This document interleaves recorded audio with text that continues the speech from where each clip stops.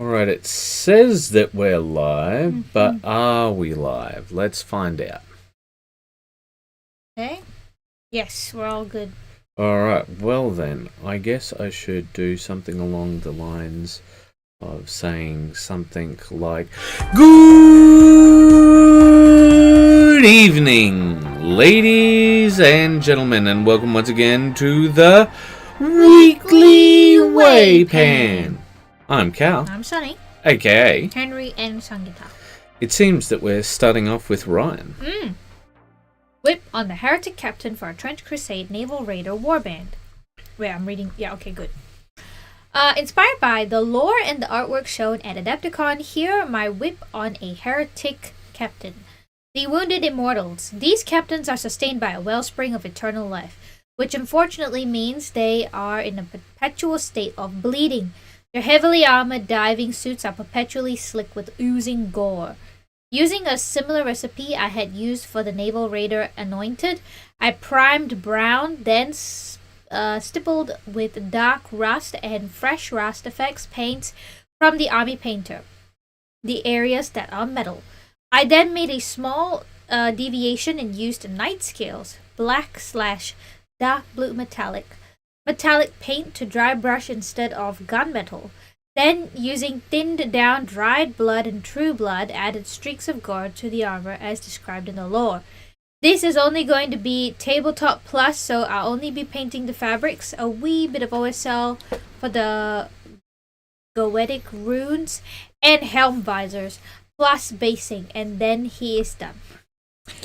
Originally, I took a look at this and I was like, everything's sort of blending in a bit too much, but I was also having a hard time trying to tell if it was gore or if it was rust.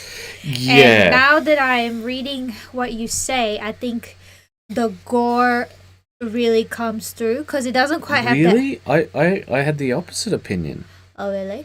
Yeah, but go on. Yeah, because it's not that orangey brown color, it's that proper dark red. So it does look like there's gore all over his arm.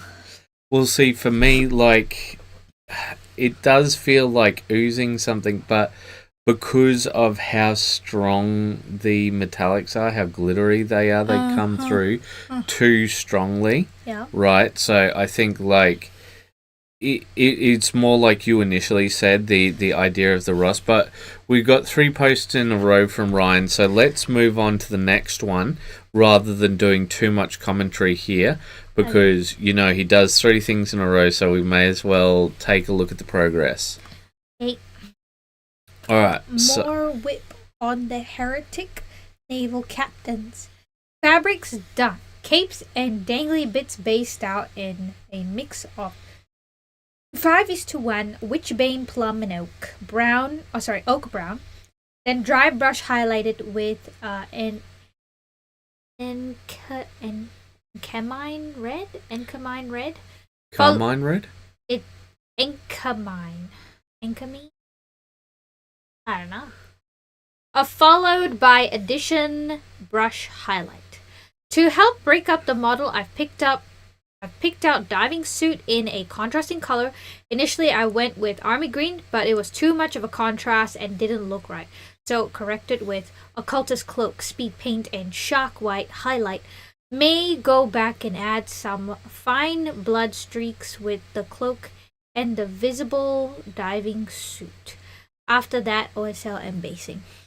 So with the reds of the cloak, it's matching a lot with the gore on the armor. Yes, yeah. And so it doesn't quite have that contrast, and it feels like a little bit of a blob of red. I disagree with that, though. I would say it's got good contrast, but not contrast of color, but contrast of kind. Yeah.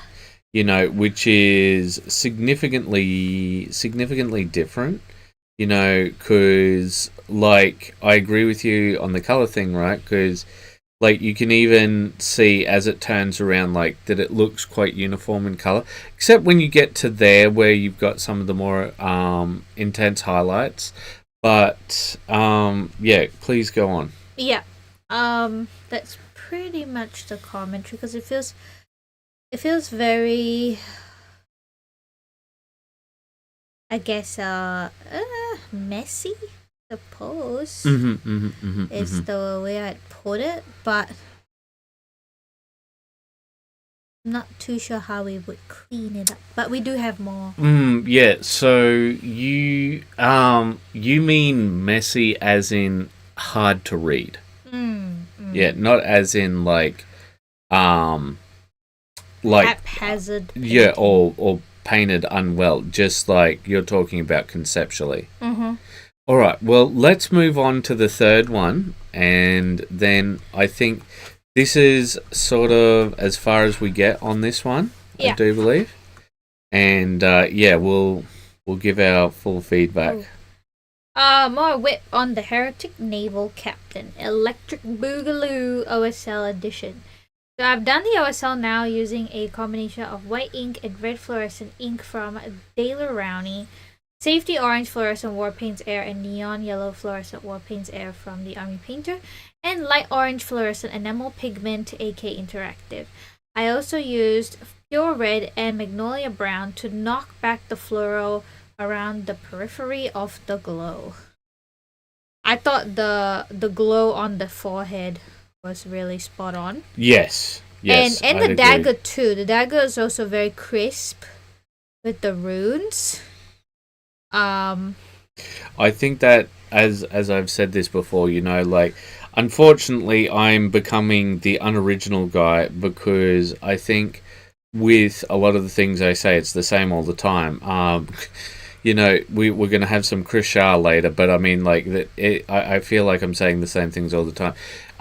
Ryan has become very well known for having, that sort of one spot of intense contrast, which draws your eye, and I think that really helps the Grimdark stand out because, without that contrast, we're looking at this like very, it's thematic, dull, right? Yeah. But you don't have these focus points of interest. Yeah. So I do think that the blood has been knocked back significantly, but it no longer has that sort of shiny metallic feel from the first post at all, I feel. It's very caked on and dried. So I quite like the effects on the that sort of red lighting coming through a bit more saturated where the lights hit. There is...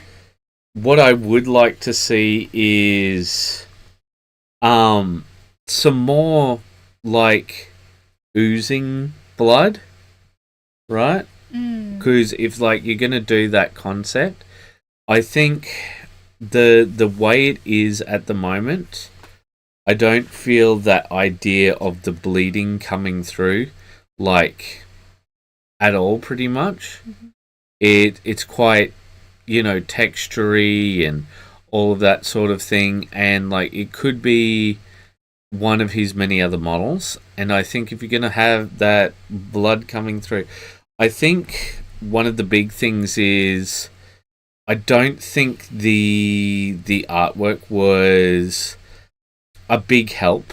So like you take a look at, I shouldn't have clicked that. There we go. You take a look at this, right? And the thing is, sure, great and thematic, right? But take a look at it like as a piece of art, right? The minute that this isn't a high resolution image, right? You are going to lose so much of this, right? Like, let's imagine that this is in a gallery somewhere where essentially it's A4 size, right? So let's say that you're just 5 meters away. This becomes a blob. Yeah. Very quickly. Like, you're going to see the shadows in here and such, right? But this very, very, very quickly becomes a blob. Sure, there's a focus here. But right? It's so tiny. Yeah. So this is what I do. So I think you've done really well in creating a focus on the sword. But what I would look for is, for example, areas like this, where there's the ports and just have like the blood oozing out of that. Because, like, what are we doing with, when it comes to painting miniatures? We're telling a story of who these people are. Yeah. Right? It's not just sort of like, oh, like, I really want to try out this technique and that technique. You do want to do that, but why? Yeah. Right? Yeah. And so, like, I could even see it, like, coming from, like, these eye holes, that sort of thing, right? Oh, yes. Like, even, like, the joints of the hand running down the staff. But I think without it coming from specific areas, it's going to feel like, man, that armor's gross. He must be a Nurgle guy. Ah. Like, it's not going to feel that same weight of theme, right? Mm-hmm. And so I think I really love when he adds the OSL really brings it together. Because it gives you that focal point. Yeah. And I think that really does help. But yeah, like, great work as always, Ryan. I just think that you are fighting uphill a bit. Because, like, the art is technically well done when it comes to all of, like, the sketching and stuff. Yeah, the rendering. Yeah, but as an artwork, it's a failure. I feel that with the artwork, it didn't really read as a oozing gore to me. It just looked like this is a red armor with a lot of damage. Yeah, like there's... It's just different Space Marine. Yeah. Like... Yeah. And it's like, what if Egypt was Nurgle? And it's like... I'm a pyramid man. Yeah. And yeah, I find that very frustrating because, like, they are really raking in the cash, so... Well...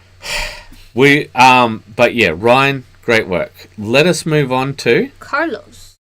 The close-up photos with game components because it's more fun. Cheers. So, on that, I do like the game components.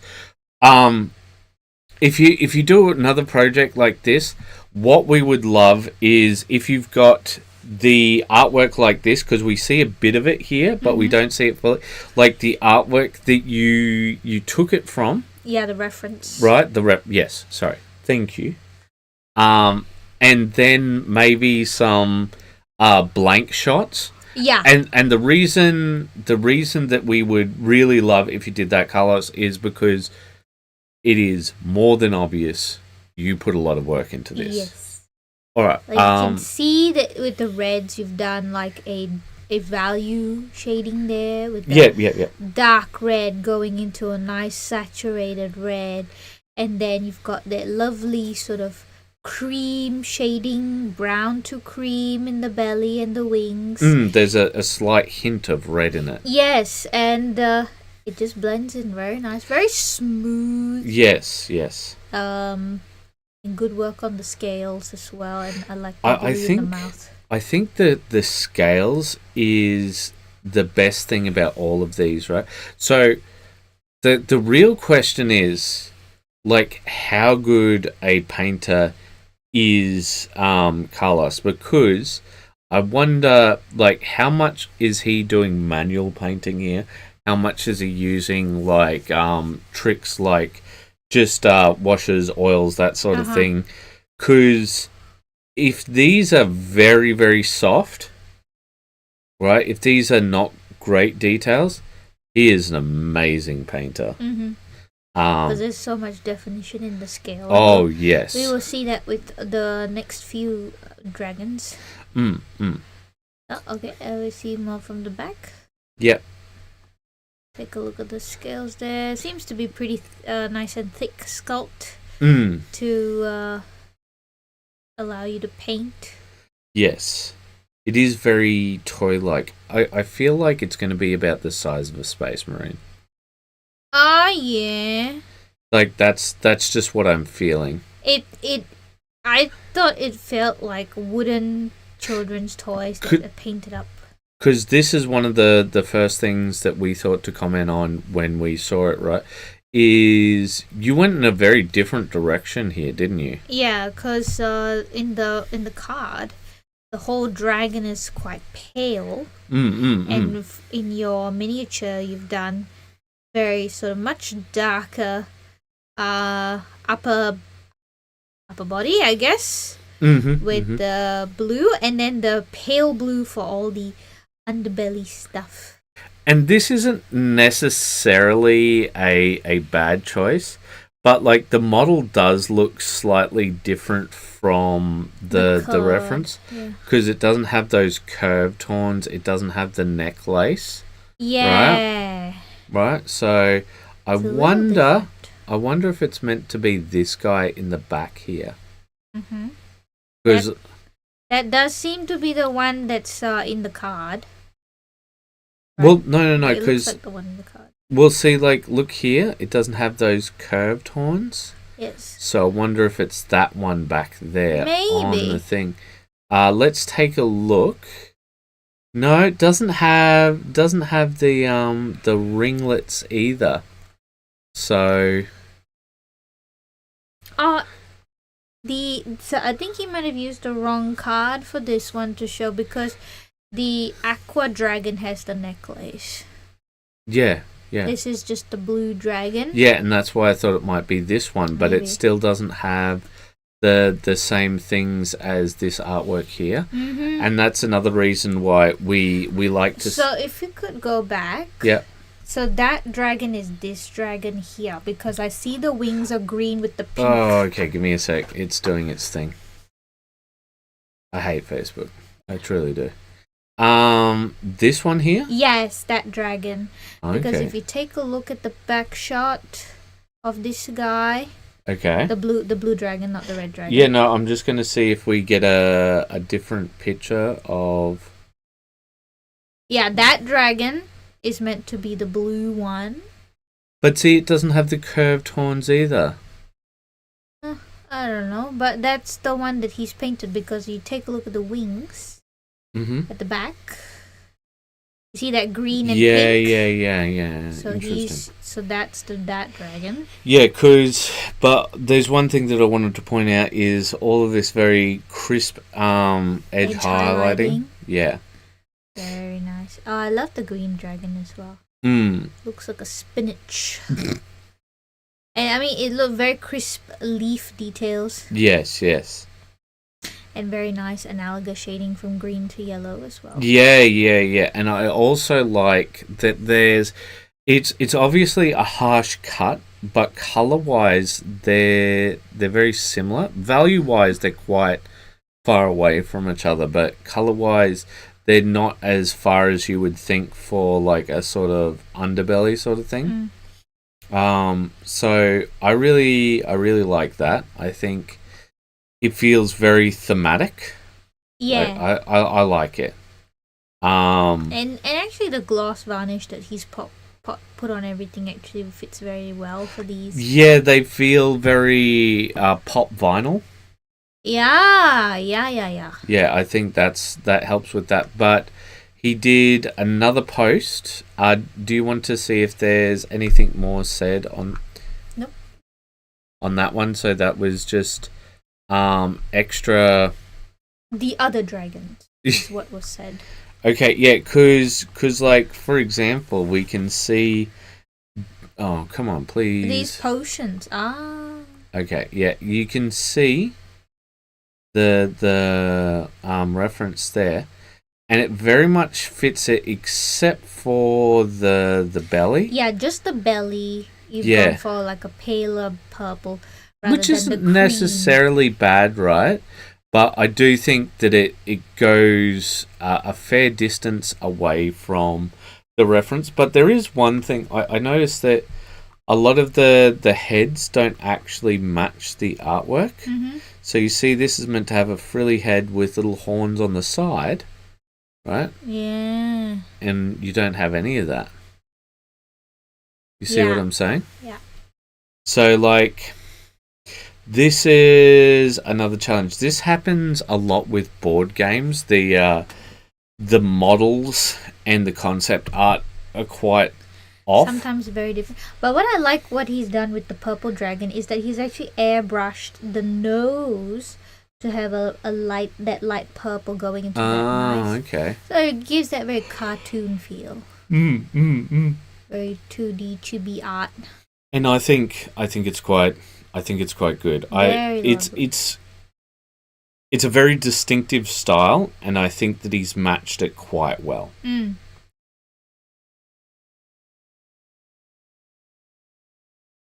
And also the blue to the purple transition is very smooth. Yeah. Very well done on that front as well. Despite its sharpness of how quickly it happens, it's quite smooth. Alright, yeah. And then this is your favourite, isn't it? It's a diamond dragon. I think that's this one. No, that's that one there. This one here? No, the one on the left. Yeah. This one? That dragon is meant to be this one. No, because it doesn't have any red in it. Well, I don't see any other dragon then. This one has a bit of green and the pink, but that was already established that he was the other fella. Yeah, see, I think that's a bit of maybe an issue. he took a bit of creative liberties with the pink on this one. I do think it helps break it up a lot. Yes, and it's so clean, that division between maybe you're right, it's meant to be this one. Yeah, that's the one that it's meant to be. Because it's got the thing on its tail. Yes. But its wings are quite different. Yeah. But yeah, I think it looks nice. I have to say that the tokens look exceptional. They look like real coins. Yes, they do. In some countries, they might be worth more than real coins. Our country might be one of them. But yeah, it's... And you can see the little sort of hair twirlies by the side of the face. Yes. The little bits of colour, yeah. Yeah. I think that looks very nice. And the scales really pop here as well. Yes, I agree. But yeah, I think this is... Oh no, we've got this... yellow dragon. Yes. Yellow dragon. You thought last time that this was a bit too much, that line around it? I think so. But I don't really mind it too much, but I think perhaps they could have pushed the lightness even more for the belly, the underbelly. But this is the toast dragon, because you got toasts. Apparently. Lovely bread. That means it's your favourite dragon because you're the bread girl. I am the bread girl. I like it. I want toast. A thick toast too. Yeah. It's looking good. I think if it's a board game, it has to be thick toast by definition because of, how much is going to be on there. But, yeah, so let us move on to... Oh, it's me. It's you. What do I say? Words. Oh, I say Member Monday. It's Member Monday. Hey all, for about a month we've been working on a number of things. Lots of painting related things, but very little painting, which has been frustrating because, well, that's what we're meant to be. And Sonny has been sanding for the Titan, and it's been about a solid week. And honestly, I don't know how Forge World gets away with their prices. However, I'm making a concerted effort to actually paint, even if this will hurt the business side a little, because the problem we have is always this for us. If not now, when? We must make time. And ladies and gents, we hope that you have a fantastic week, and we look forward to seeing your projects as always. And just on this, right, that guys, some of the times you you're gonna have to where you're gonna have a bit of an issue because we have a mate that comes over once every fortnight, right? And like if you might notice, like not this past month but previous months, like 1 week's always a little off, and that's because he comes over and we have time together and we don't set up all of our whip stuff because we're spending time with him, you know, or, you know, we go over to see someone else because you got to have a life, you know. Well, the problem is if you don't, things will overtake you quite quickly. Yeah. All right. Frostgrave guys whips leaving the skin and doodads for some with talent. Yeah, some with talent. Rather than someone with talent. Yeah. I'm going to blame autocorrect for that. Okay. But yeah, so these are just the whips. I was pretty happy with how I like the shield. Yeah, the shield I think really came up quite nicely. Leathers, they're all right, but I don't think they were the best. I tell you what, these guys really pop out so much more now that the basing's done, because like all of the white is pretty much from the Zenithal and stuff. And I tell you what, I might actually buy some Army Painter anti-shine. We have that. Where is it? I can't find it. It's literally on the paint rack. Which paint rack? There's many paint racks. It's either the middle one or the one on the right. Okay, are you talking about with all of our coloured paints? Yeah, but where we put the contrasts. It's there. It's either there or it's on your rack. Okay, because the only Army Painter one we have on those is matte white. Well, you're saying anti-shine, right? Yes, anti-shine. Yeah. Oh. Yeah. Maybe we gave it away. I don't know. We'll see. It's quite possible, but Very sure we have it. Because we've got a big bottle of matte, but the problem is like you got to shake the bejesus out of it because all of the matte sort of stuff goes to the bottom. So if you just like drop out from the top, you're essentially applying a varnish instead of it's just a gloss. shine. Yeah. But yeah, I thought they came along fairly well. I was also pretty happy with this. This was Tesseract and I've forgotten what the other color was, and then Arendras green. I'm not sure, and then a bit of blue. And I think these ladies end up popping off quite well. Well, they're of course one of the least frost gravy looking ones.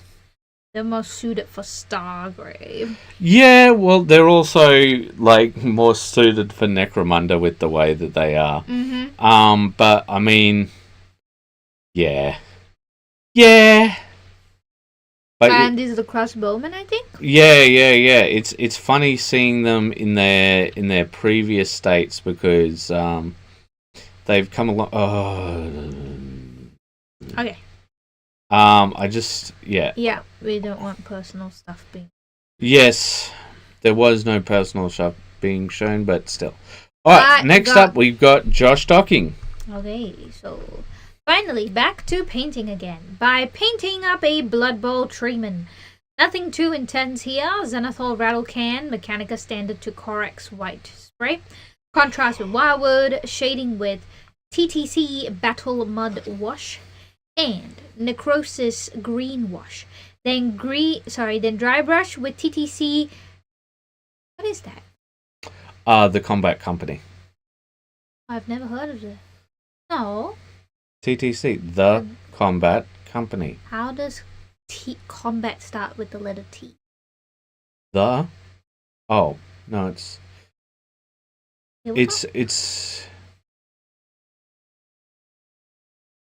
something combat. Oh, maybe I'm wrong. Yeah, no, you might be right. Okay. Okay, I don't know this one. Okay, TTT Sandstone. Trying to give the tree man an autumn vibe with very red, orange, yellow leaves. And I'm liking how it's coming out so fast. Still have a bit of work to go, but putting the brush down for the night. So I can have a good night's sleep. Okay, That's so real Ryan side. says the paint rack with the army painter Matt Barneshow. Yes, I should have said that.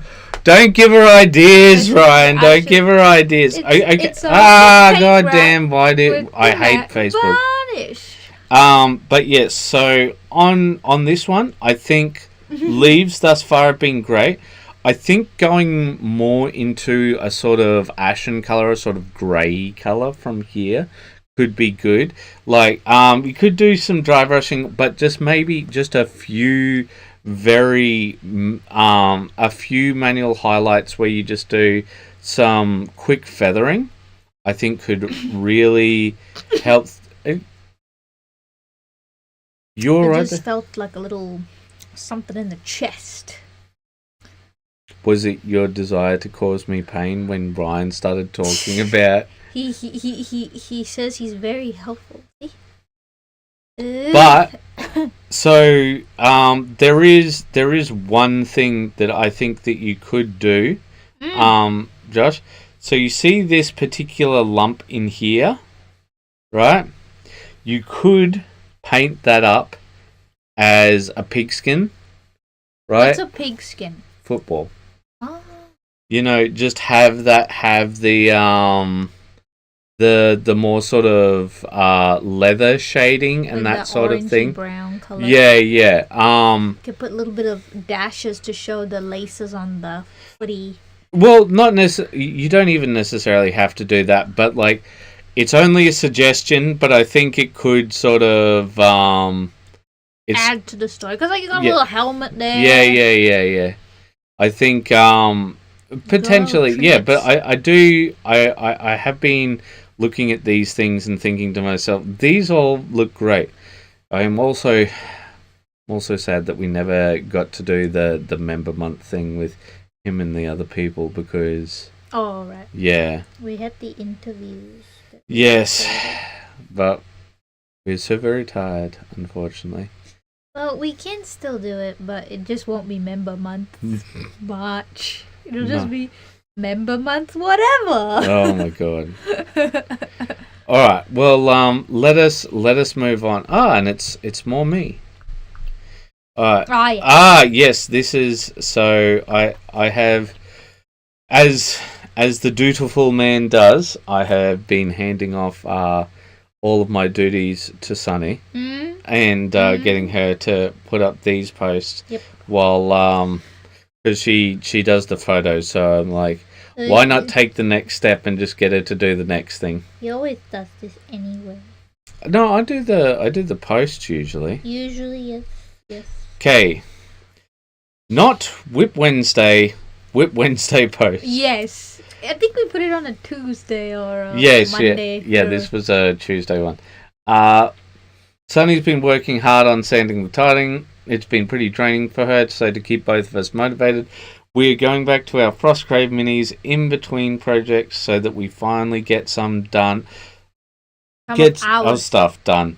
I've been laying down the groundwork with contrast base paints in some areas, and we've been going for tabletop, but really they're closer to character level Some now. of them. Well, yeah, I guess you're right. It depends on who it is. To keep ourselves in check and not overdo things. Already overdid some of them. Sunny is on skin and touch-up duty as always. Pretty happy with the rate we're going thus far. Like, we honestly would have been done by Wednesday with the painting if we didn't have certain pauses and certain things go wrong. But, like, I think that we could have very much had this done painting wise by Wednesday, and like depending on how much of a slack SOB I was, based by Thursday. But Thursday we had other duties, Yeah. So let's take a little look. I like these guys with the orange and blue, but it just really reminds me of the Thousand Suns before they became, the Thousand Suns. Yeah. Well, Oh, sorry. So this is like pre-Primark color scheme, if I'm not wrong. Then they went post-Primark is red, and then they went into blue once they went. Right, Zinc. Ryan, you must become a member so that you can talk to us on the Discord about things. Oh yes. Yes. Because Ah. then he could give us a hard time about this. But do you know whose color scheme this actually is? Circus. The Dutch. Really? Yep. Oh, and what is the Dutch doing with these colors? Well, they had an East India Company, so righto. probably looking for spices. Like, can you see me? I'm coming for you. Yeah, well, as everybody who had an East India Company, they were an interesting group of people. I was so happy with how these thieves worked out because they feel very thiefy and they feel camouflaged without being Name like. a dog thiefy. I'm so glad I get to talk. Yeah. You say you don't like when you get poked in the belly button. Yet, what were you doing? I was caressing you. I see. Yes. I'll keep that in mind. He doesn't want to be touched.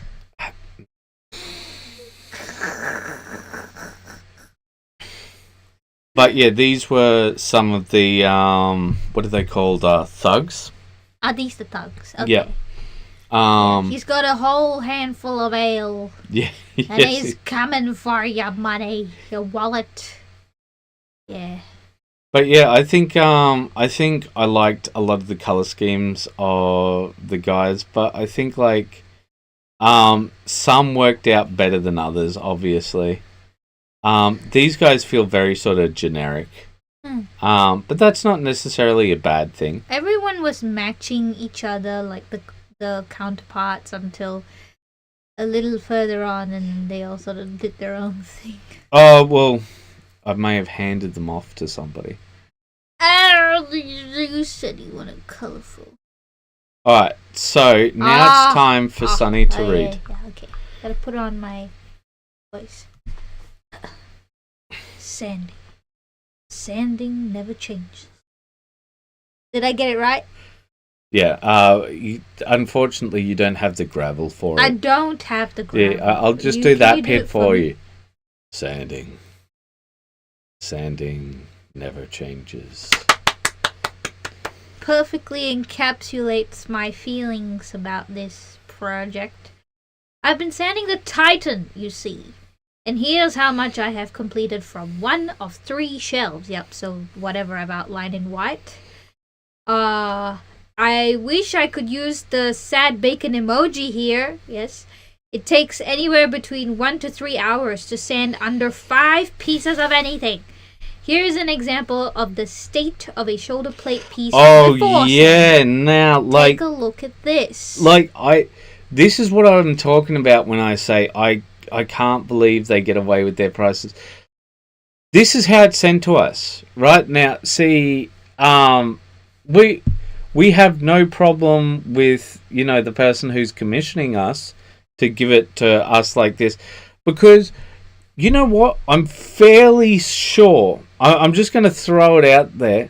I'm fairly sure that they themselves did not cast this. Because, it has the official seal. It's got all of that sort of stuff. So this comes from their office. So, look at this, right? Look at that right there. Look at this right here. This is even before we get to the ones that you pointed out, which are really you can bad. See the bubbles. Yeah, the bubbles, the pock marks. Holy tent poly. Yeah, you don't see it here, but some areas the flashing is so bad it goes into the model. Yeah. It's uneven, it's complete. It looks like a crack. Yeah. It's not a crack. It's uneven surface.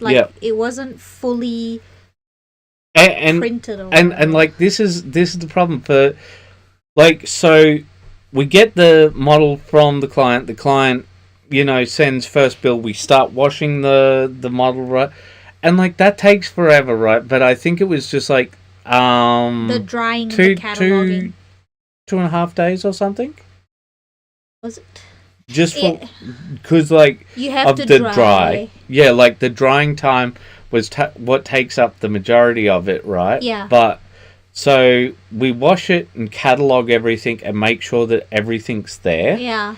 And like, there's so many pieces to this. Like 3 shelves, 3 display shelves worth of parts. And like the problem with this is like it costs the amount that a used car does.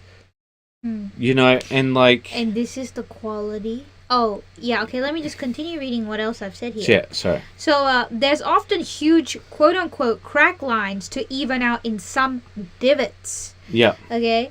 Uneven raised edges and bubbles, too, as shown by the arrows. Even with the right tools, it is taking forever. Partially also because these parts aren't labeled.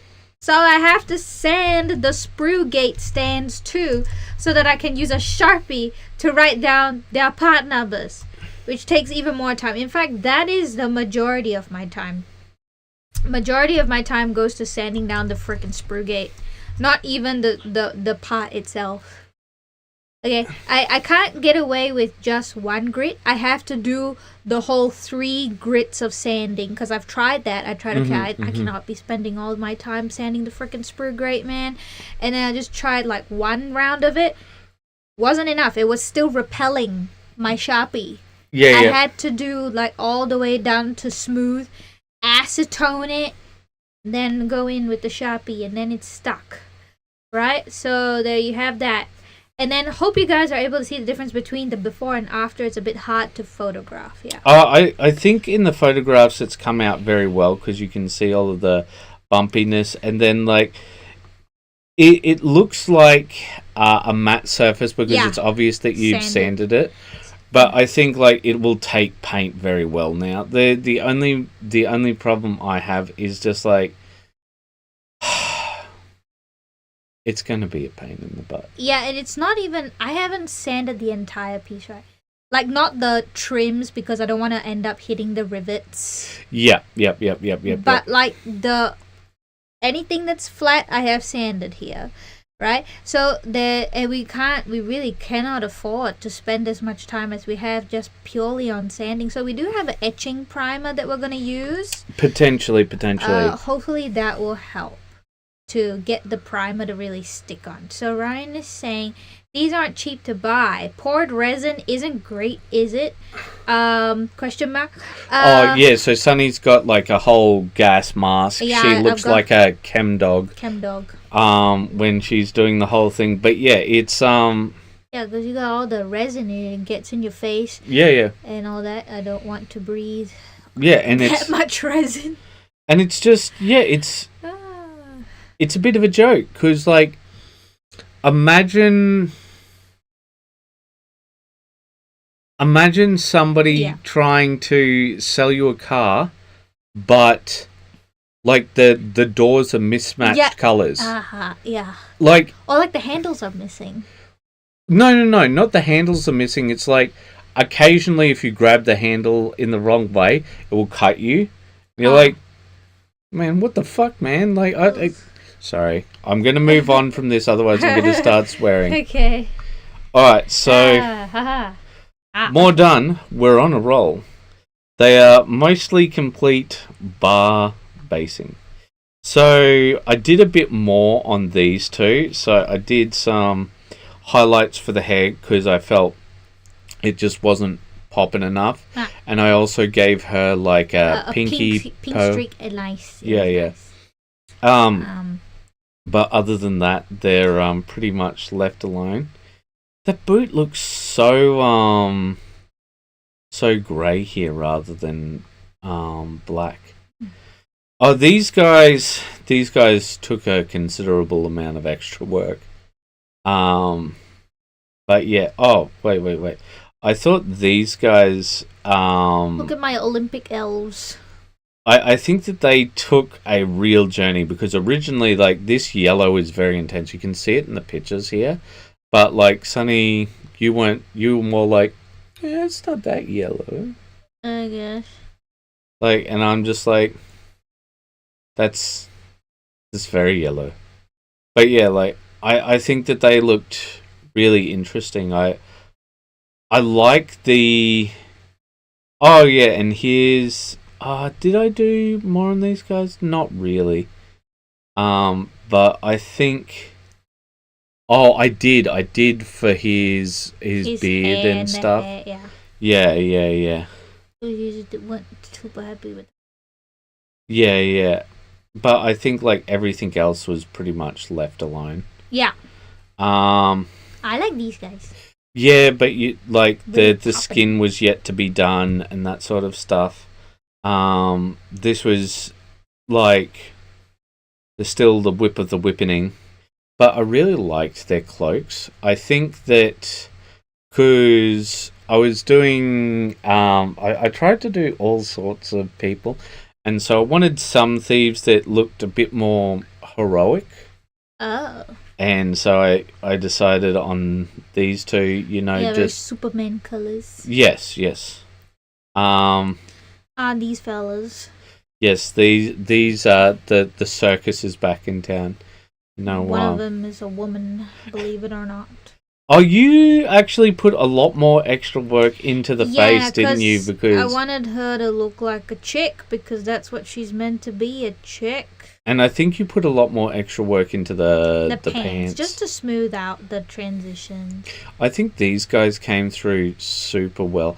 But I think one of the things that you disliked about them was because their suits are grey, you disliked that because they felt, in your opinion, undone. But like I actually worked a bit on getting this grey looking just right.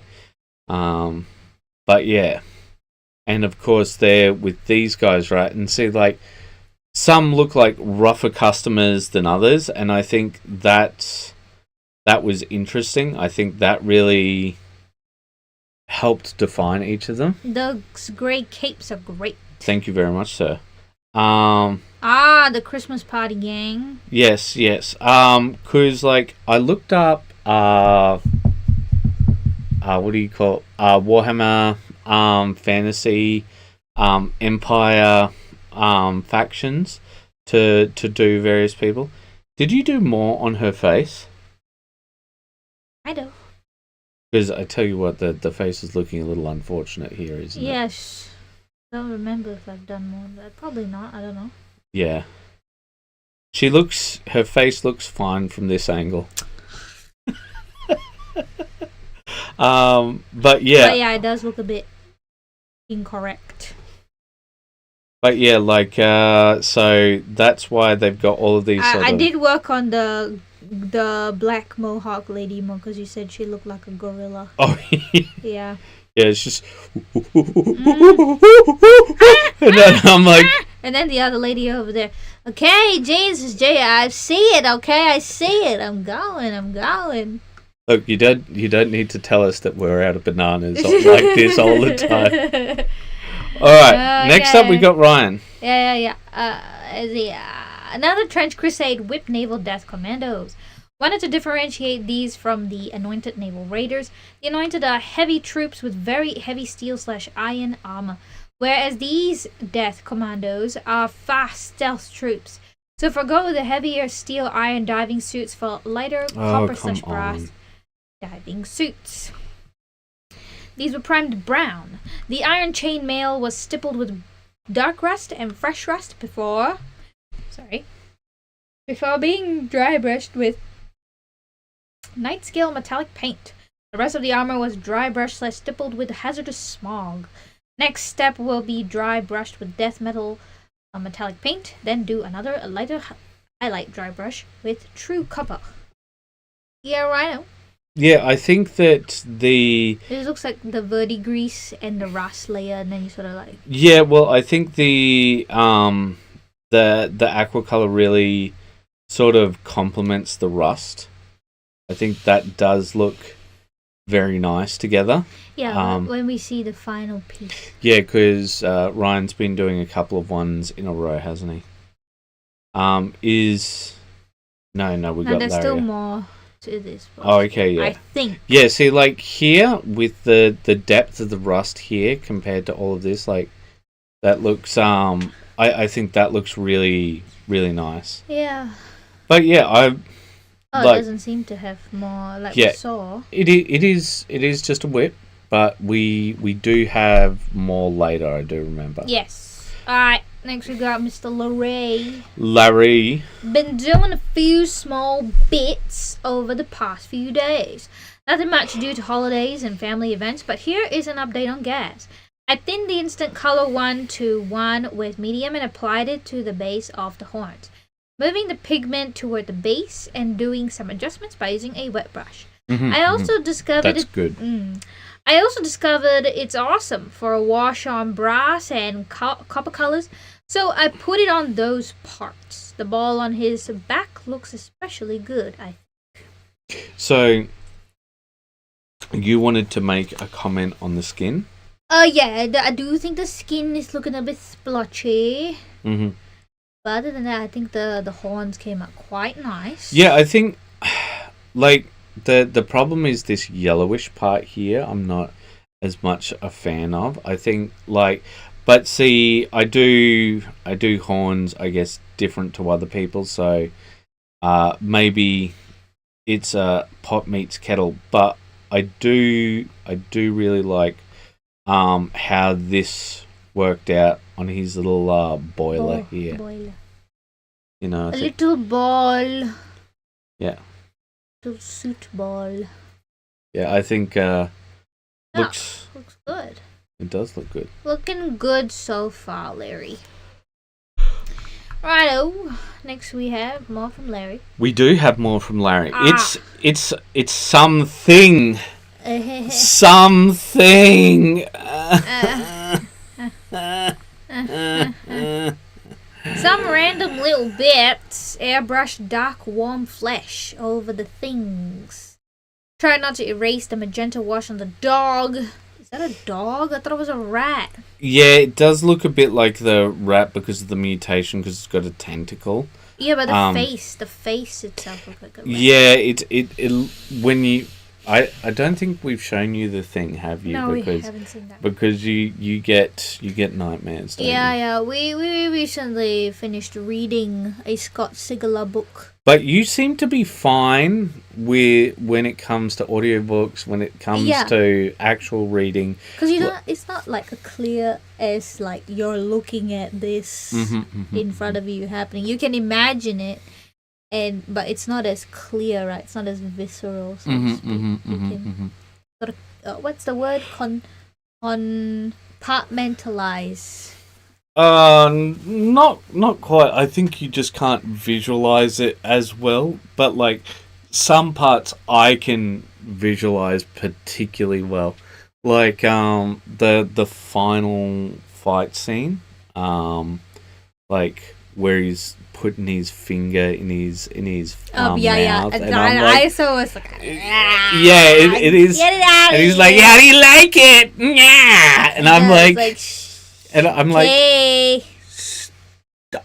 Yeah. It's kind of like if that was seen in the movie, I would look away because I do not want to look at that. And they're like, please. You like that, huh? You like it? Disgusting. The CPR scene gets me every time. Oh, yeah, no, because I think the reason that gets me is because, like, the guy's trying to help, and then, you know, just the bear trap comes down, and you're like, oh!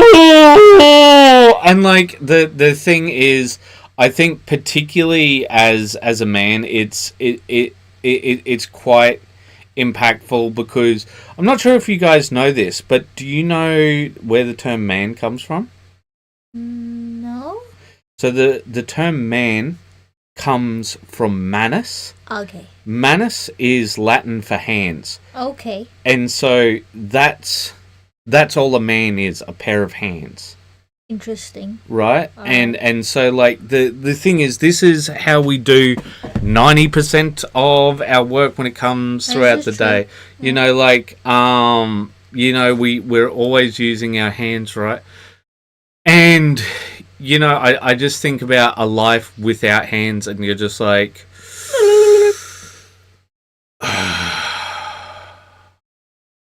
You were dead, son. well, like, cause there's lots of things where because like I remember from my psychology days, you know, you can get used to a lot of things, right? But I think if I lost my hands, I'd just be like, I'm gonna learn how to use the toe shotgun. Yeah, like, you know, some people learn to live their life with doing things with their feet in the end, driving cars and all that. How do you do that? How do you but anyway, onto the miniatures.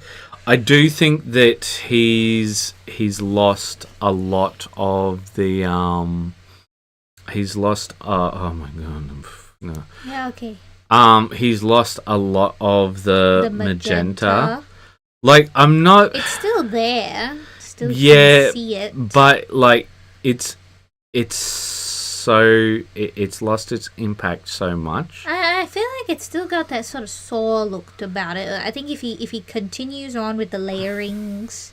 Well, we'll see how it goes. And then he's got, of course, green goblins. I thought he's already done a green goblin one. Probably. Or maybe he's come back to it.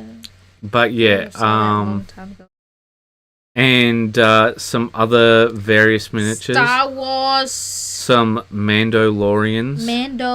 Mandorins. And what the hell is this that? thing? Yeah, what the heck is that, man? He's like, I'm naked. It looks out in the forest. It looks like a weird version of the if this homunculus, the brain homunculus. If this had a different rating, you'd be able to see my wee-wee. Yeah. All right. With that, let us move on. We'll not see no wee-wees out here. We'll move on to Larry. I do so love painting details I can't even see. After repriming Mary, I still couldn't really see the lightning bolt on her chest. First, I tried a really thin black wash to see if I could see the edges. Didn't work very well. Thought about a dry brush, but ended up taping gold over it with a sponge very lightly. Oh, I think you meant to say tapping. Yeah, tapping. Tapping gold over it with a sponge very lightly. Kinda worked. Had to guess on the lower half, but I had the original art as a guide. Other than going over the white with an off-white or a very light gray, I think it's about as good as I can get. Anyway, I did the rest of the gold, then painted the white on the cape and the red of the outfit. I'll shade the cape and highlight the dress later. Also, I'm not sure if the shoes are supposed to look like that. All I can tell from the model is the ankle strap and its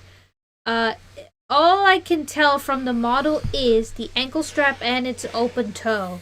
Well, this is decent restart, I think. It's a decent restart. Here's the thing. Alright, I want you to listen to me carefully on this one, though.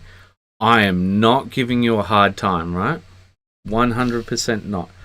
But there is something that I want to point out, Larry, and that is that it's obvious that you are having trouble with the level of detail in this model. And what I would really love you to do is treat the model appropriately. Right? Because this is a gorgeous, artwork. Yeah. You are not going to get this onto that. Yeah. No matter how hard you try, and that's not a slight against you, right? I'm sure that maybe there are some insanely talented miniature artists out there who could do that as a challenge, but Like that. It's not worth your brain Yeah, splitting yeah. open, bruh. Cause like you've got other projects, you've got other things to do. So please treat this project appropriately rather than doing your head in, because if you do, the only person you're going to be hurting is yourself. Right? Yeah. And like we're going to come on and it's like review Larry's torture session and we're going to be like Larry, No. why?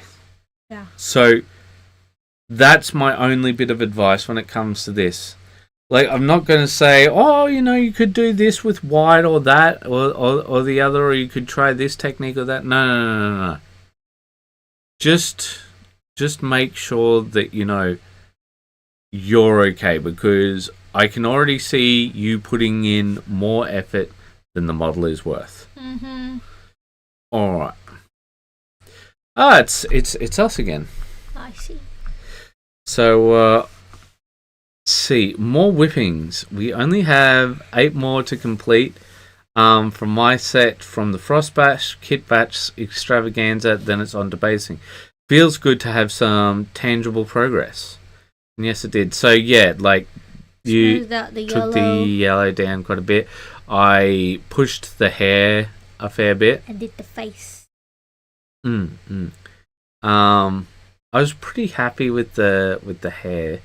I think it came out reasonably well. Mm-hmm. These were some interesting characters. I like these guys. Gotta hit the hay. Have a good night. Thank you for coming. Night. Okay, so we have how do I acquire thing from another world models? Do not know. I don't know. You'd have to ask Mr. Larry. And Ryan said they are from The Thing, the board game. Oh, there's a board game. I see. Oh, there you go.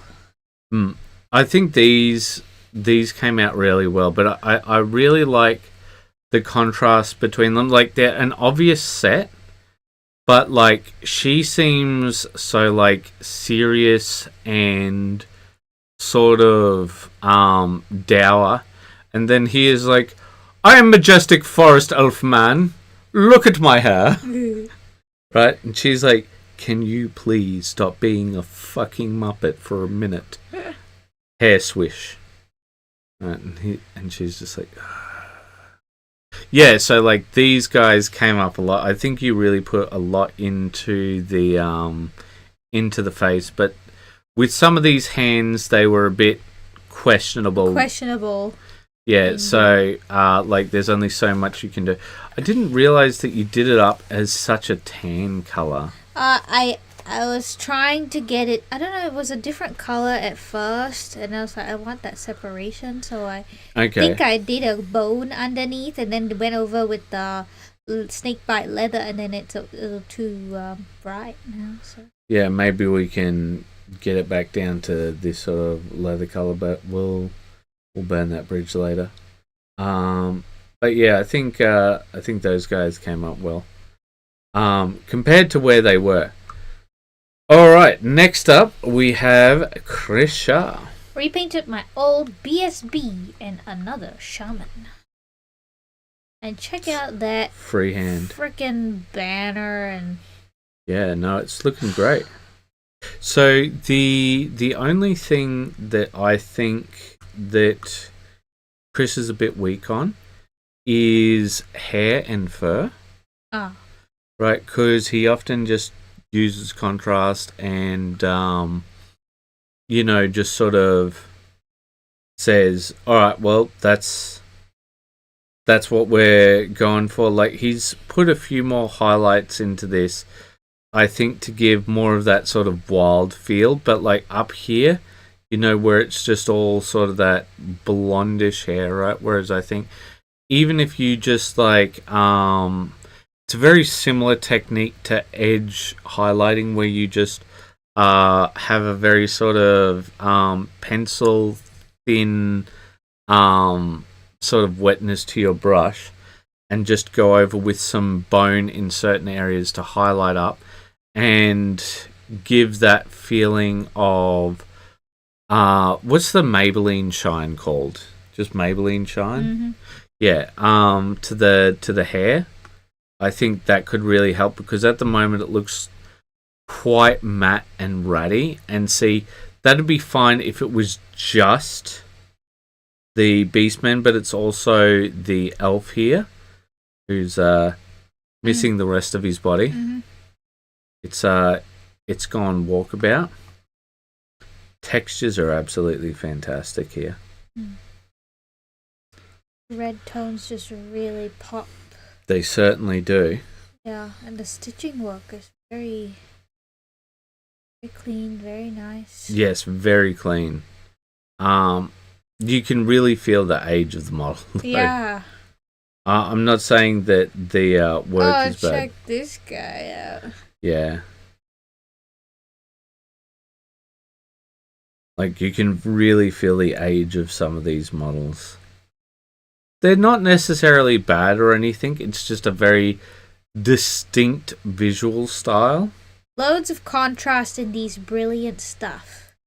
Yeah, I agree. There's lots of contrast. And he's bringing out the details. Well, like, I feel like they have the right amount of detail, right?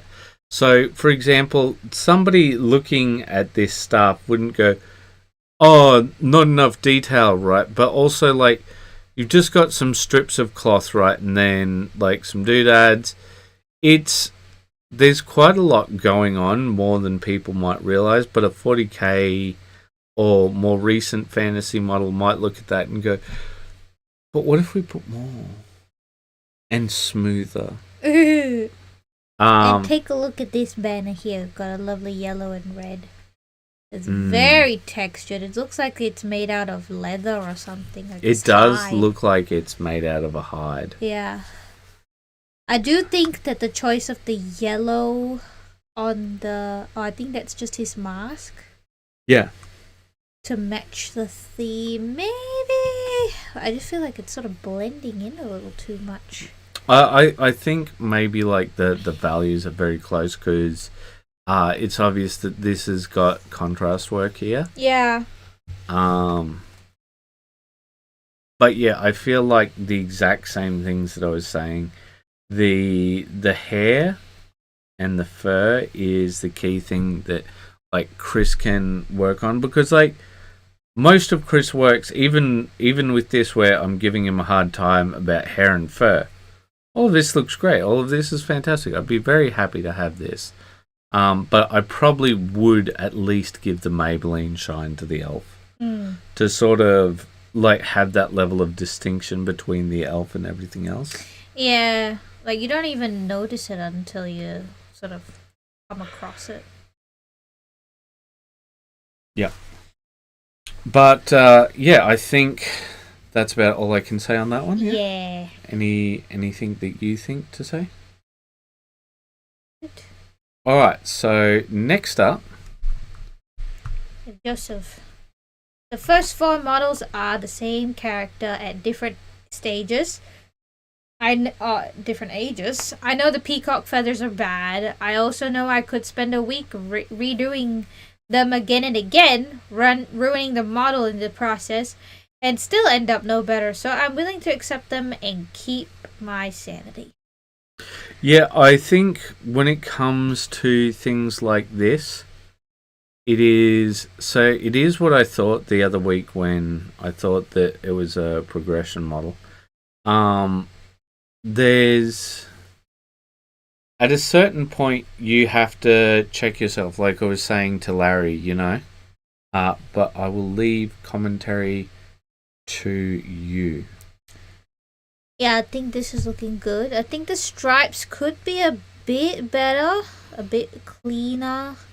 They could, but you know, it fits that sort of ruddy appearance of like one's pulled up, one's pulled down. There's a hole in it. And, yeah, you know, is there meant to be a hole in it? Or... Yeah, see, like right here where the skin's coming through. Okay, yeah, because I couldn't quite tell if that was the skin or if that was I think just yellow. I think it comes through pretty obviously. Well, but that's me. But yeah, Yeah, I do think I like the choice of the sort of pale pink there.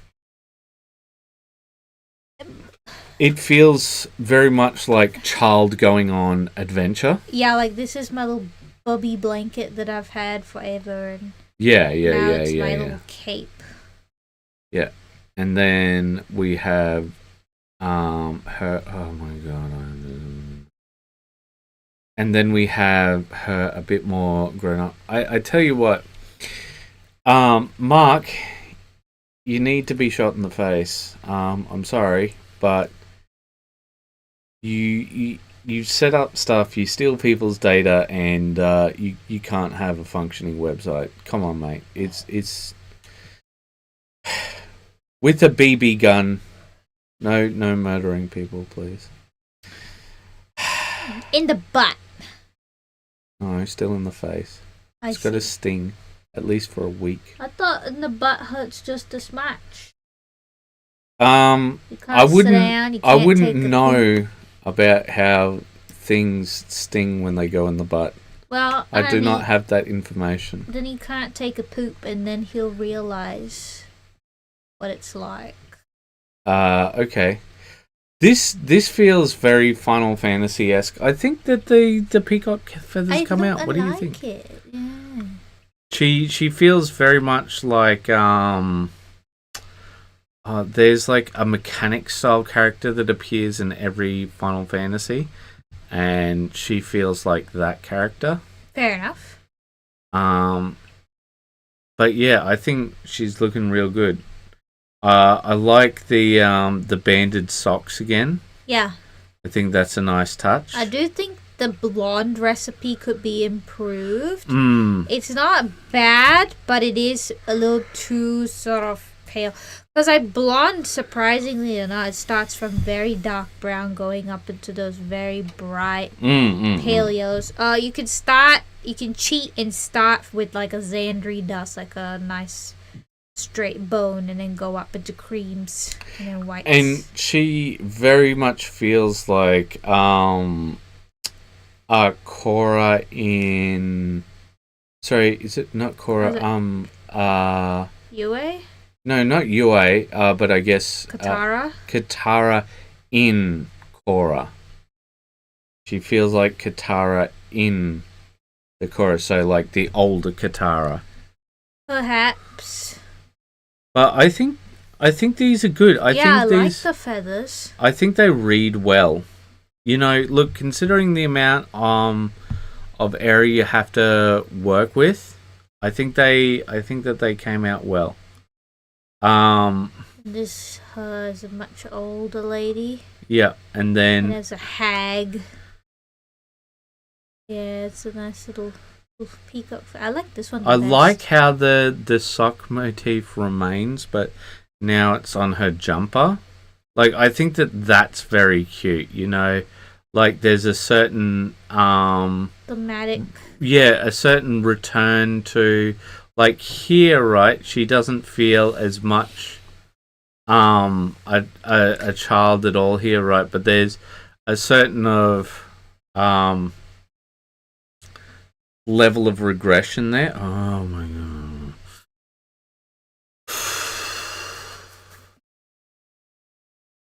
It upsets me. I do think this is my favorite because I really love the way that he's done the cloak. Yeah. It has a lovely texture and all the colors really play off each other very nicely. There's a good level of contrast and focus. Oh my god! Why you like this, Facebook? I think this looks good. This was mostly done before. I'm sorry, Joseph, if I rushing through things. Yeah, it's not you, my dude. It's just Facebook is being Facebook, and now it's working. The skin work is a whole lot better here, I think. Yeah. I will say that the smoke is the weakest part of the model. I still think it looks fine. It's just not great. I think it looks fine. Like, I'm not gonna say that it's super good, but I think it looks fine. What about this fella? Any? Pretty nice as well. I mean, I like the color scheme. The abs turned out nice. Definite loads. They are excellent. The would benefit from some better lighting in terms of the photography, but the paint jobs are great.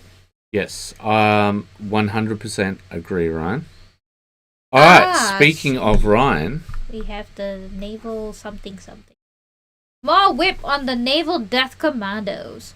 Dry brushed the commandos with death metal metallic paint, then did another lighter highlight dry brush with true copper. The fabric/diving suit was dry brushed with army green, then followed up with a very little highlight dry brush with necrotic flesh.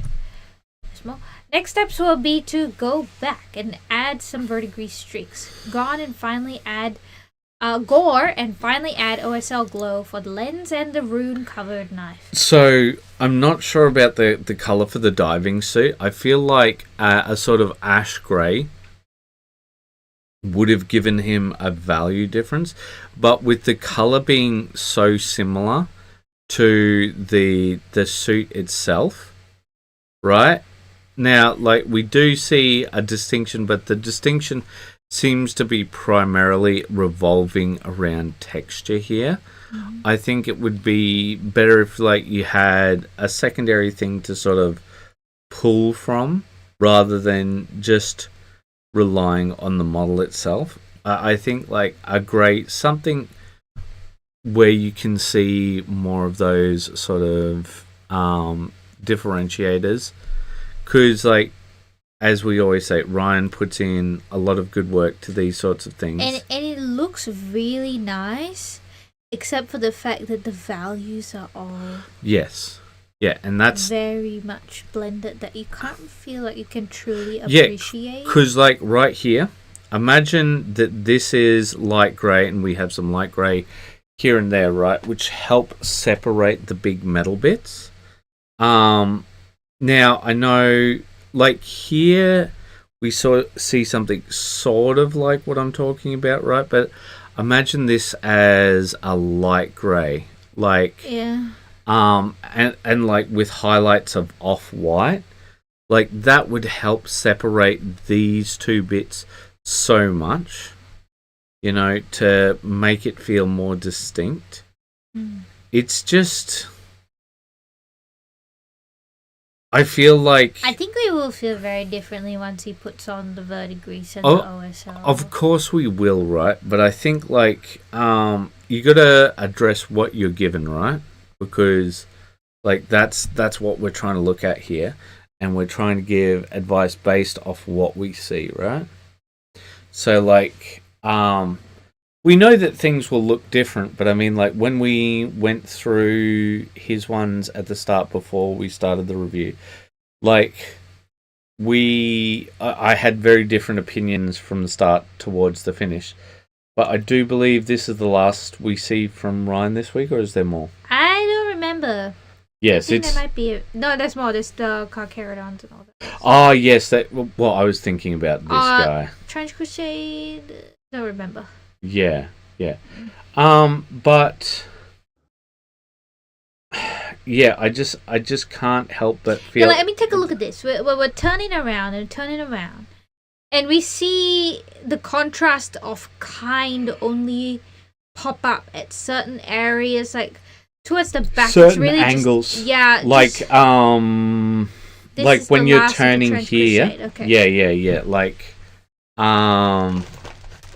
yeah. Yeah, I don't know.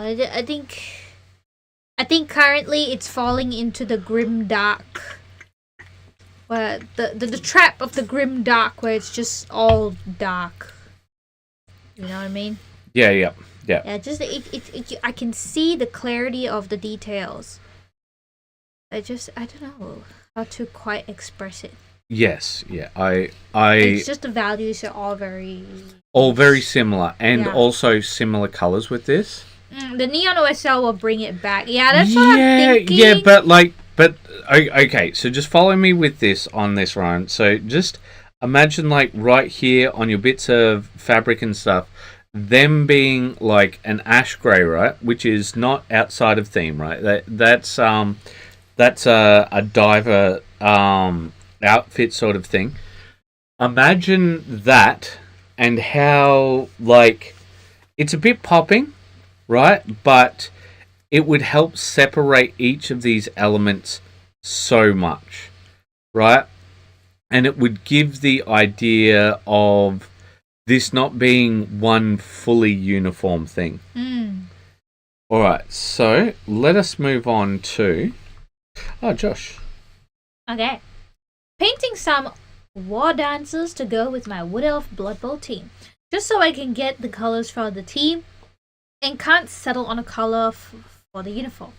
I have two examples. One with the more orange muted ones, one with yellow and more vibrant, as well as the reference of an Eladrin from D&D for the theme. Hoping to get as much feedback in CNC as possible to lock in the colors.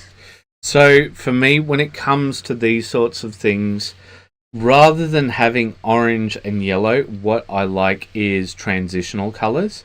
And Sunny pointed out, I actually have this model.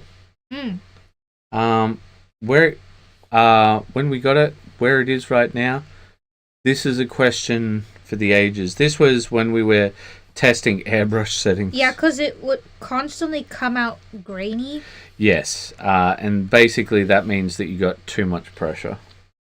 But also it will depend on the grain size of the particles, because black is quite a small particle, whereas white is a much bigger particle. That's actually why they paint airplanes white, because it will save on weight, like by kilos. Oh wow, I didn't know that. Yeah, no, because there was this one Japanese company that saved, I do believe, was like literally tens of thousands of dollars by just making an announcement before each of their flights saying, you know, we're going to take off soon. Please remember to go to the toilet.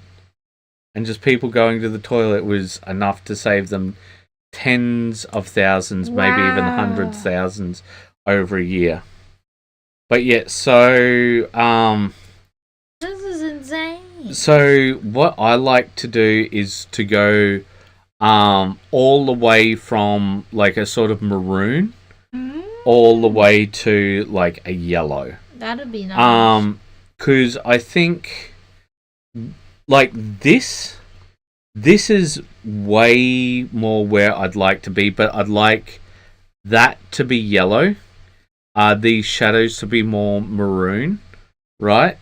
Like you can keep a certain level of the pants being like a singular color or that sort of thing, right? But it's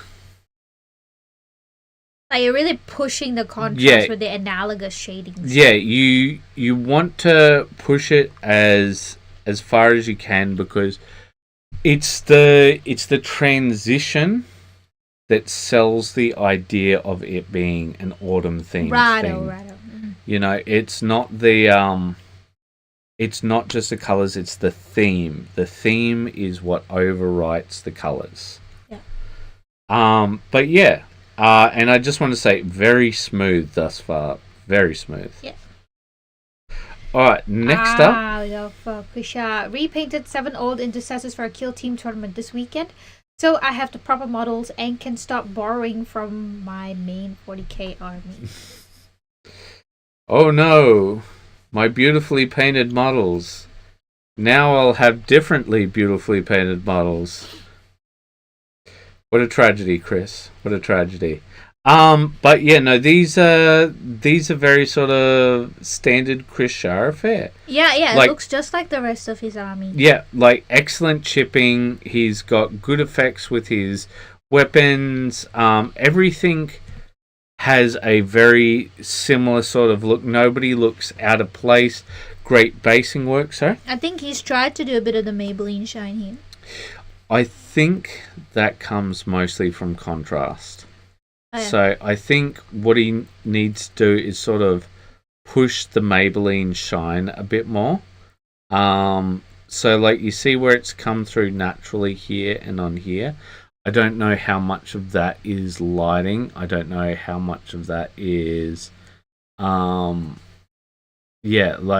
I think that's one of the things that he has to do. He has to start pushing his hair, because his hair and his skin are the things that feel out of place now, because his armor is at such a significantly higher level, right?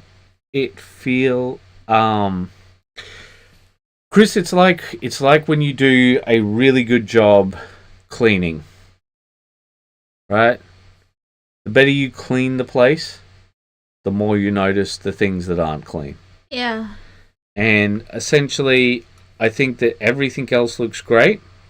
Like all of the mechanical parts, it's just the more human elements now that looks a little off. So yeah, take a look into that. All right, so next up we have Andy. Struggling quite a lot with the heat at the moment. I'm not good with heat, and we don't have AC. But did finish my random robot.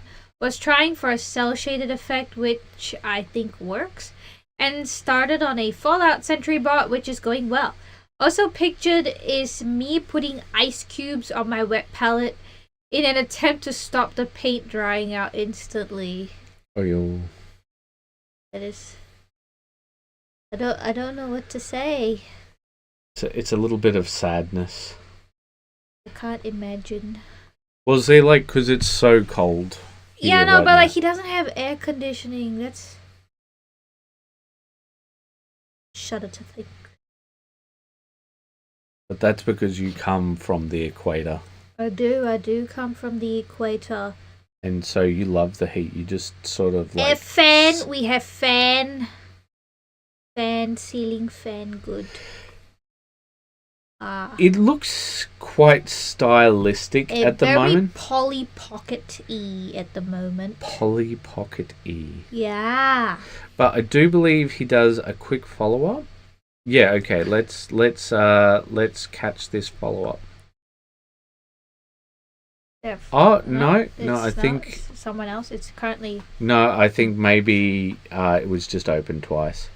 Okay, yeah, so on this one, I don't have much to say on it. Yeah, I think currently you just sort of base the colors. And there's some like star lines. But I think the values are still similar, quite close. But because the color is quite stark, it's not too bad. Yeah. But you can see the differentiation. But I think once you go into the steps of highlighting things, it should pop much better. But I do think that his Sentry bot looks really good. Like, look at this rust. Yeah. Like, really? schmicko. Yeah. Absolutely schmicko. Like, it's kind of funny because, like, you can sort of tell the whipness because, like, you've got all of this, like, great character and texture and everything. And shiny gun! You know, it's just funny because, like, there's all of those fantastically weathered elements, and then just and I noticed that too. It does feel a bit out of place. Like, you've got all these weathering, and then like all the silver parts.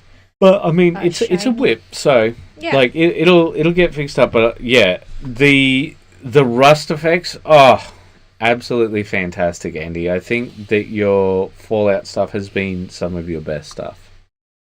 Alright, so next up, we've got more from Josh. Josh is doing things. Update on the War Dancer. Still not sure I'm quite yet. Yep. He's feeling something, alright. We'll see how it goes the more I progress. Yeah, so... I think it's pretty much the exact same advice I had for you before. Yeah. Like, I don't like the green with the orange as much, even though they are great contrasting colours. It's just the theming is not as yeah. on point, I guess. I don't know if this has been updating this whole time. Because I haven't been checking it. I've been reading it off your one. It will update when it updates, so you don't have to do that. Yeah, no. I've just been looking on your one to make sure, but I don't know what it's been saying on the stream this whole time. Yeah, I haven't said anything so far. But yeah, so that's just my opinion, but you know, you do you, man. And let us move on to... it's us. More whippings. Well, this is really your post, so you can read it. We're so close now to finishing your half of the Frostgrave Kit Bashes from our Kit Bash extravaganza video collab with Wii War Game. All that's left is the final touches for the 2 treasure hunters and a ranger. Then off to basing. This has been a great reset for Sunny and I among all the low progress work we've been doing. Oh, there's more. I said more words. Even with this lot, it's enough to get a demo game going, which is really great. Yeah. So the only thing that is missing now is wizards. Oh, okay. Yes, because remember you said you wanted to have one of each wizard, and so we shall. I do feel that the white that's on her breast is not as good, but I feel like the faces you did were absolutely fantastic. I like her cigarette here. It's more a cigar, but yeah. What did you think of old mate over here? Yeah, he's super colorful. I do think the Zangor head could have been improved, but I was just like, whatever, dude. Yeah. It's painted.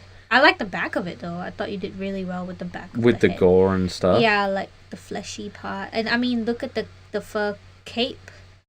It looks so distinct. All of a sudden all the messages came in at once.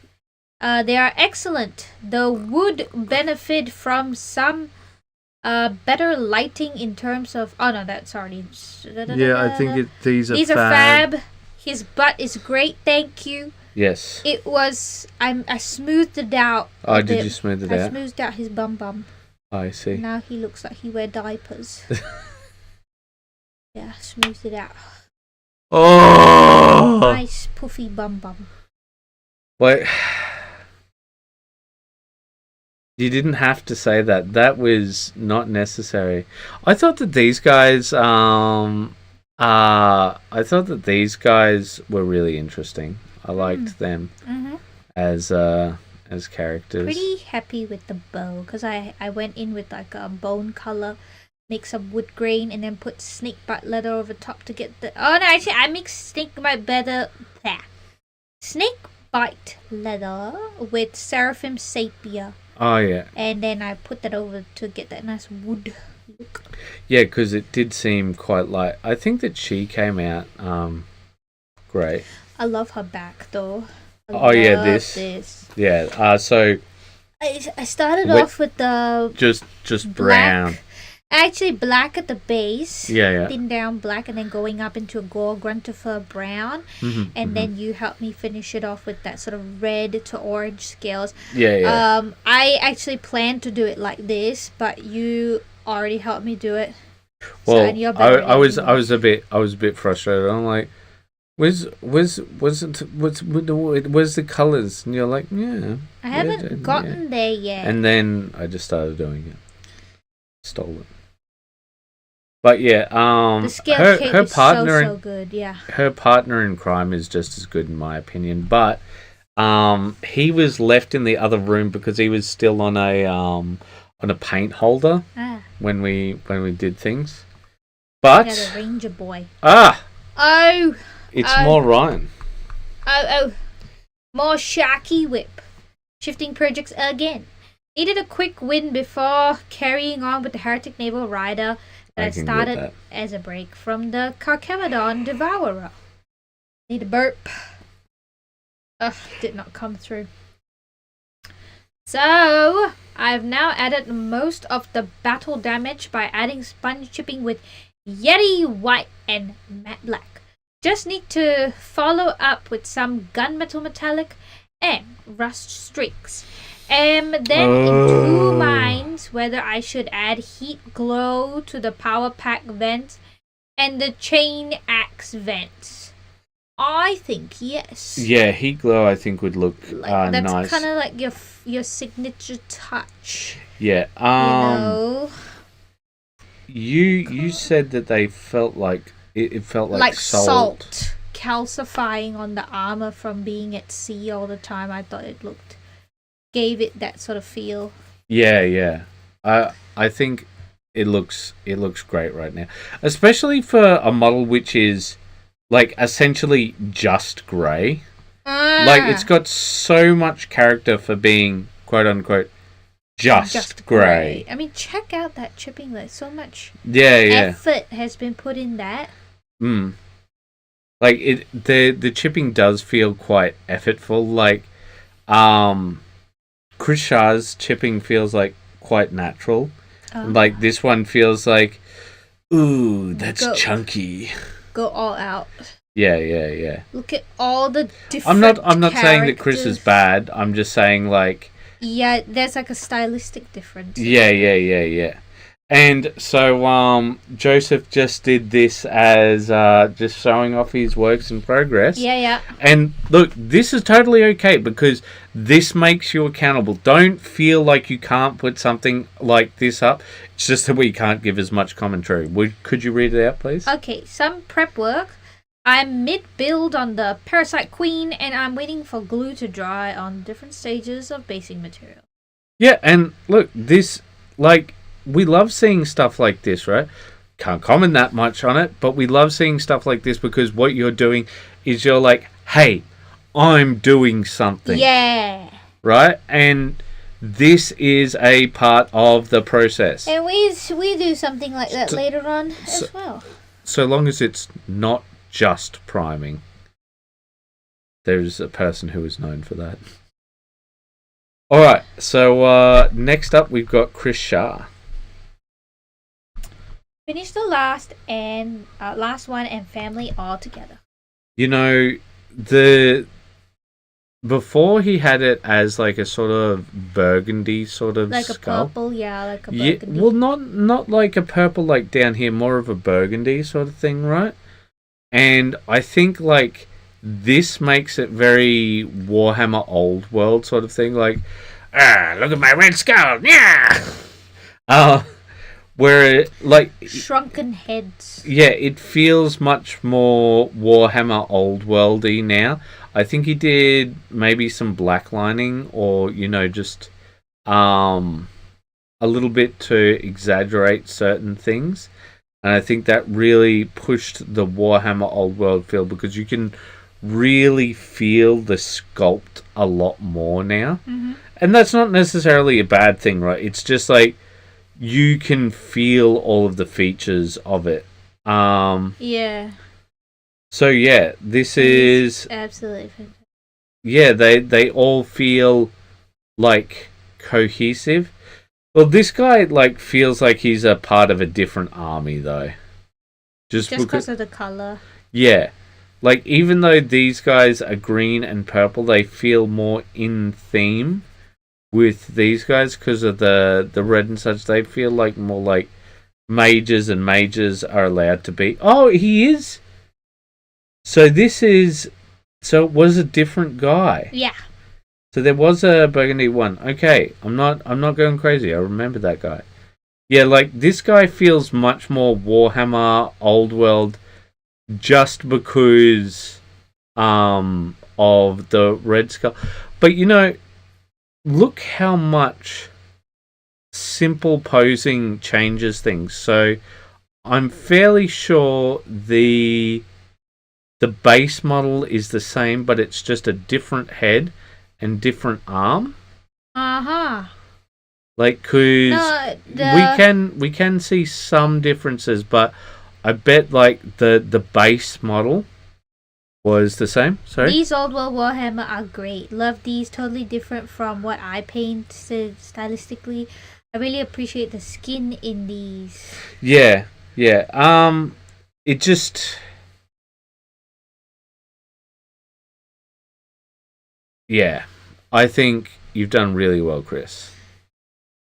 That's about all I can say on these ones, because I think we've said pretty much... It's always hard to give feedback on your stuff because it's very crispy. Yeah, well, no, but I think it's because it's so steady. Uh-huh. You know, there's not much difference between these things. Yeah. Alright. Okay, Ryan. Ma Whip, this time it's Spot the Difference Metallic Edition. So I gone through and added a few flecks of gunmetal to the deepest gouges and edge highlighted with gunmetal on area where the paint would most likely be chipped down to the ceramite below. Over here and stuff. Are you hearing stuff? No, I said like here and stuff. Okay. I may just skip adding the rust streaks to this as I don't think it will add to the model. Agree.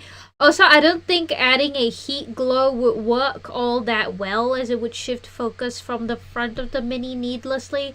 I can see why you say that. Maybe you could try for a much more sort of subtle one. What about like a blue instead of like No. Like, I reckon an orange, right? But like maybe it only reaches as far as here. Oh. Like super Very subtle. Yes.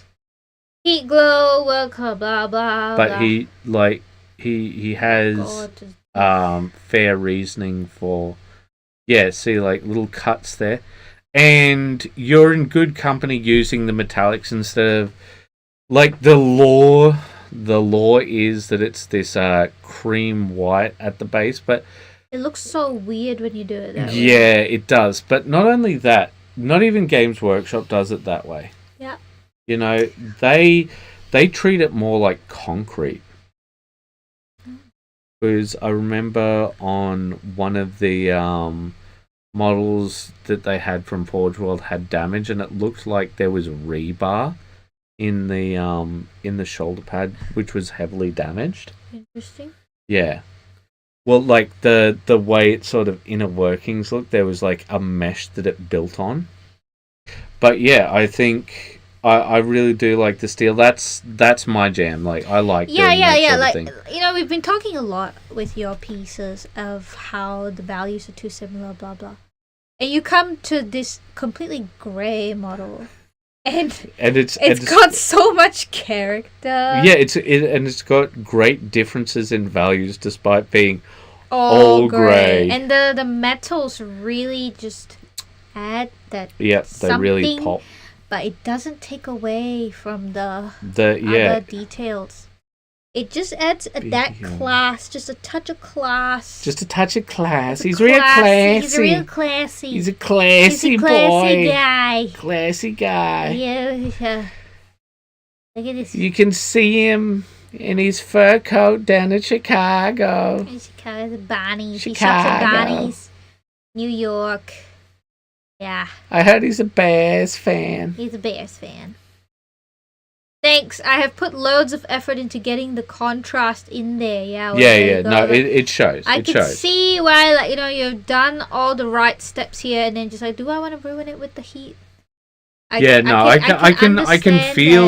feel what you're doing. And look, if you don't want to do it, you don't have to. But like, I do think it just adds something, you know. Look, see the slight glow that you've got with your eyes. I'm talking about that level of glow. Just set something. Yeah, just like that. Okay. With the Trench Crusade models, I'm deliberately holding back as they are only test pieces for a tabletop. Why are you doing test pieces, man? That's a waste of your time. You know, a waste of your talent. You don't test an entire model. Yeah, have some of this. Okay, thank you. But yeah, it's techniques, but not an entire model. Yeah, it's just waste of time and for material. For fun. Like pressing thumbtacks under your fingernails for thumb. Hey. What? That's a little much, don't you think?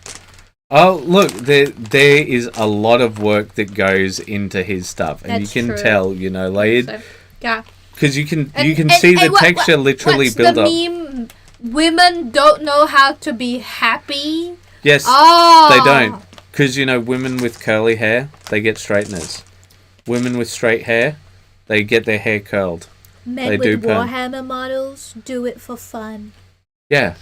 They paint whole models for fun. Well, and they'll get paid. See, the thing is, they paint the Warhammer models, and then they show them to other people who paint Warhammer models, and essentially, what you're doing is playing a game of chicken, right? Except it's compliment chicken, right? This sounds like an overly complicated story. Oh, fine. I won't explain it to you then. Yeah, you don't have to. It's done. Yeah. It's done. It's time for gas. M&Ms. It's gas time. Gas time. That means we got to pay 140 for a tank of petrol. Finally got some time to paint again. Trying to get the Skaven off my desk. They are starting to really come along. Hopefully once I get the metallics base coated with the vision, will look a little better. Went on a limb. Went on a limb, probably. Okay, yeah, maybe. With bright Skaven, but we'll see what happens. Alright, your thoughts? Yeah, so I said the flesh and the fur choice, very good. Contrasts nicely with the bright green. And I was like, but if you want to go the chartreuse, the proper chartreuse route for the whatever OSL slimy thing could technically work out, but it's because of the vibrancy. Okay, let's just take a look at this picture itself, right? You see that there's a chartreuse green right behind on the clips of his palette. You can see how closely that's already blending in with the green that you currently have because it's how saturated it is. And that's my only sort of I foresee issues because we know later on you do the terrain and use the chartreuse glow. Thematically, it would not fit if you used a different color. Well, I think a sort of wicked purple could work out, but or you could do it like how the Games Workshop does the Chaos Dwarves official color scheme. Where they go from that purple to the chartreuse fade to make up for it. Maybe. You could do it that way. Yeah, I think let's reserve judgment until he's gone one step further, right? Because we're basically only seeing the skin and the armor. Yeah. So we'll see how things go. But look, he's put in a bloody good effort because look at how many models he's done. Yeah. Because we've done this project before and it is not the funnest. Yeah, but to be fair, we also did real fur application. Yes, honey, but that doesn't mean that you don't get tired doing all of those guys. Yeah. Speaking about getting tired doing all of those guys, you can read this one because it was your post. You're stealing my M&Ms. Well, technically, the whole packet was mine, and then I gave it to you. I'm having 2 M&Ms. So close, yet so far. I was hoping to have them all based and ready today, but I think we still did pretty well. Sunny was right. Once you put them on a proper base, it all comes together. We still have some drying in a little box booth. There's her partner. Hmm? Oh, there he is, yeah. Yeah, he's very edgy. He's like, my name's Shadow the Hedgehog. And you're like, what? He does. He's very edgy. What were you saying? Shadow the Hedgehog. Yeah, I got the shadow part, but there was what? Oh no, that was messed up. That was messed up. Anyway, yeah. We still have some drying in the little box booth in front of the heater, and Sunny has made more non-LED effect plants to go on the bases. The concept is that everywhere on the ruins will have snow except for the strange magical glowing plastas crystals to really give that uncanny effect. Yeah, because it's Frostgrave. Frostgrave. And this magical city is it's not unthawing, it's thawing out. And so we gotta give some hints. Some graves to the frost. Some graves to the frost. Yes. But yeah. It was so interesting what you did with the bases, the way that you put the blue tack down. I'm like, what? Why have you made a clay specifically just to... I'm like, oh, right, blue tack. Yeah, okay. Yeah, because I got to paint all the bottoms first. And they're so teeny tiny, I can't hold them right. In the bottom. Oh, right. And she's like weeping. Yes. But we will move on from our woes to somebody else's woes. Painted the skin. Arabic shadow, basic flesh, light skin, and tiny bit of ivory. All this is scale 75 paints, by the way. Not as smooth as it could be, but not bad for an hour, I guess. Might work on smoothing it out later, but it's okay from a distance. Probably need to add a thin wash to bring out some of the face details, base coat on the hair, and brighter red for the dress. So, sure, just do a bit brighter red, maybe touch the hair, but then, man, just leave it. I'm just telling you, like, I can see this being very upsetting for Larry, because, like, I think he's done fairly well with it. What do you think? Yeah, I think you did very well with the lightning bolt, especially. It's like, yeah. I think once you put on a wash, bring out. Yeah. Do not wash, Larry. Do not wash. Do not redeem! Okay. Like, you can see how soft it is. Yeah. Because he wanted to do that for the face. That's what I'm saying. Yeah, well, like, do your basing, whatever, but I think just... Yeah, I think it's done. Close enough. And this was Sunny's favourite, so I'm going to leave Sunny to do the final commentary for tonight. Spearhead wall complete. Sometimes less... Oh, no, I mixed it up. Sorry. What? This is Lee G. This is not John Gass. Yeah. So I was thinking about this. Yeah. When I was addressing John's thing. Yes, but this was your favourite. You said this was your favourite. Yes, but I gave the commentary about how he did the terrain with the chartreuse glow when it wasn't his project, it was someone else's project. Oh, I thought you were talking about the glow for the Chaos Dwarves. Yeah, I'm saying because I thought this was Alright, one. just finish reading. Spearhead wall and then I'll complete. give you the mouse. Sometimes less is more. I had the flames really nice. I pushed it too far and had to redo. I didn't get back to what I had done.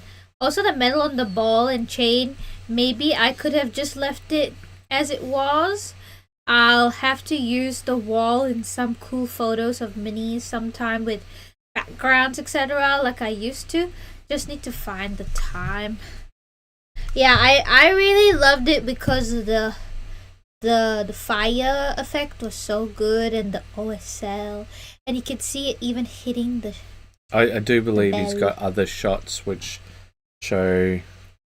I think there's like a close-up, so maybe... Of the fire. Yes. Look at that. I felt like along here, I felt like that was quite textured. So if you're doing dry brushing with that, just watch out a bit, because like it's becoming quite textured, because you can still see it even on the metallics. If it's just stone, like whatever, because like stone is stone and it's going to have some texture, right? Whereas the metallic should be shiny and smooth. Yeah. Right? So, yeah. But that's pretty much my entire commentary. You had lots of things you wanted to say. I did not. Just that. Like, I really like the level of effort that's put in. Like, you see all the nice details. High quality stuff. I just really love this. That really great sort of fade into that chartreuse. Really came through. I think it just shows such a high effort terrain piece. Yeah. That's why it's my favorite. All right. Well, yeah. So, just on that, I also love like this slight glow in the reflective bell. Yeah. Because like that's understanding, natural lighting and stuff. Yeah. Like it is. Oh, it is just such a nice piece, and like. And it's just terrain. Technically, you don't have to put this much effort into terrain, but like it is fun to play with something like this. I think the reason why I really appreciate people putting this level into terrain is because like we do this a lot. We push ourselves and then we're like, oh, I shouldn't have done that. But then you have it. Yeah, and you're like, ooh, I get to play with this. Yeah. Nice like that's piece. the only thing that I find frustrating is like about being a commissioner is like you create something truly beautiful, then you give it to your client and you're like, I miss you. And like that should have been for me. No, it should have been for me. Like, the Blink 182 song comes on. Where are you? And you just look at this photograph. Unfortunately, that song has been way too memed for me. Just look at this graph. The way that they mix the song, but yeah, no, beautiful work, man. Absolutely. But besides the dry brushing thing, no notes. Yeah, I think this is such a very looking forward to seeing what you do. And to note, everybody, there's only 4 pieces of terrain that comes with this set. Oh yes, I found that so frustrating. Yeah, I found that frustrating, like I find Facebook frustrating.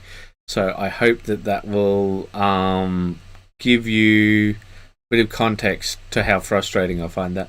But it was absolutely fantastic seeing more posts from you guys because I tell you what, Larry was really keeping the place alive there for a hot minute.